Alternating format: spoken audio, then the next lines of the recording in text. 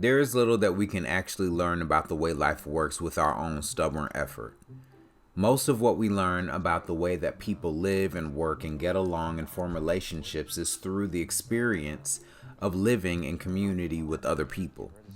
As a person gets older and the relationships that they were born into or the relationships that they were obliged to form due to proximity, like in high school or elementary school, begin to evolve, it becomes more and more important for adults to forge new relationships as they move into the unfamiliar spaces in life required by work, school, or marriage. Yet, this isn't easy. The sentiment that it's hard to find friends after high school is a common one.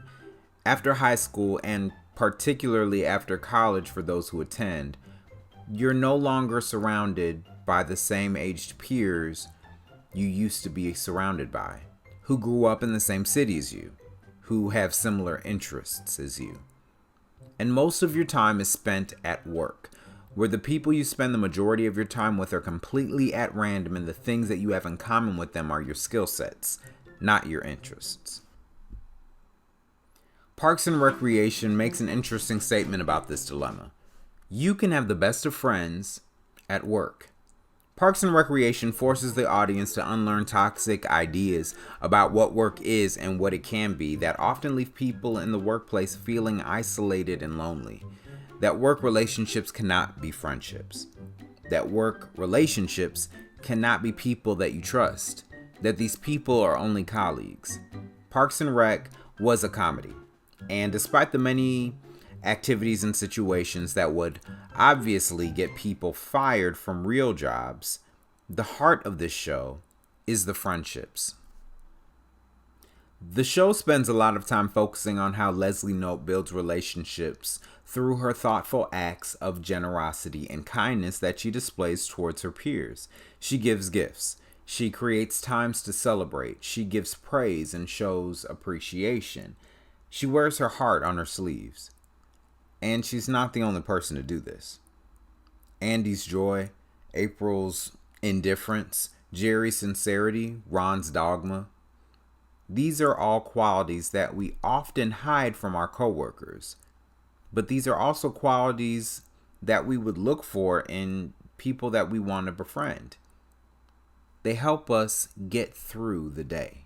Where would we be without our April at work? Getting things done, but letting everyone know that she doesn't care about what she's doing at all. How would we get through the day without the Tom in our office with his strange and amazing stories about things he's done and people he knows? And how would we live without our Donna, reminding us to treat ourselves at work?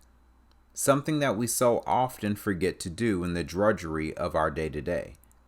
Where would we be without all of these personalities to make us laugh, smile, shake our heads, and shed a tear? Parks and Rec shows us that these same personalities have meaning and add value to our daily lives.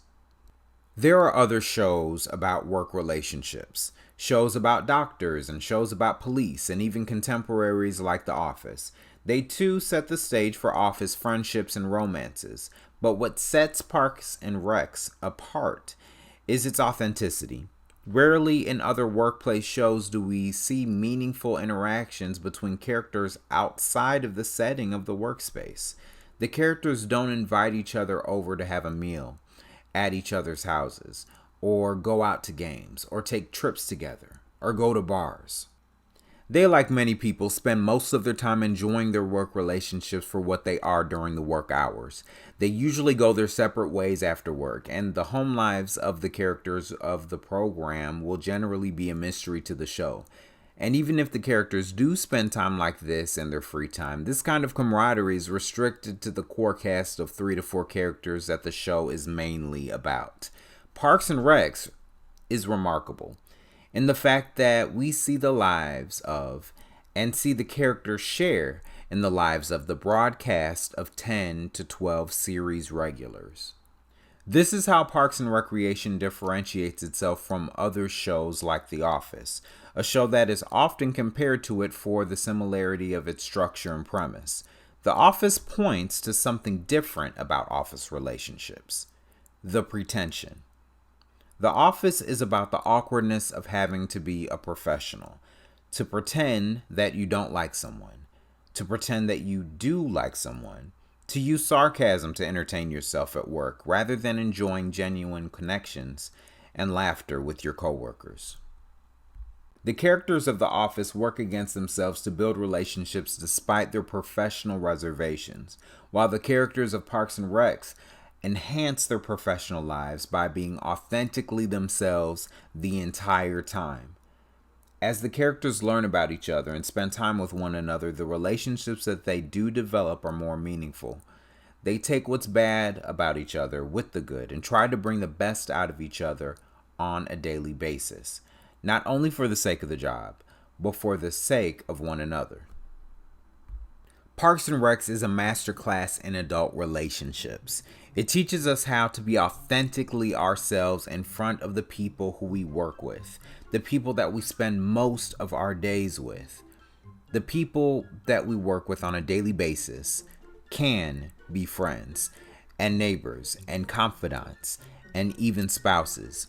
Very seldom do we see a show with characters that get married and form friendships and move away and get new jobs, but come home to each other every time.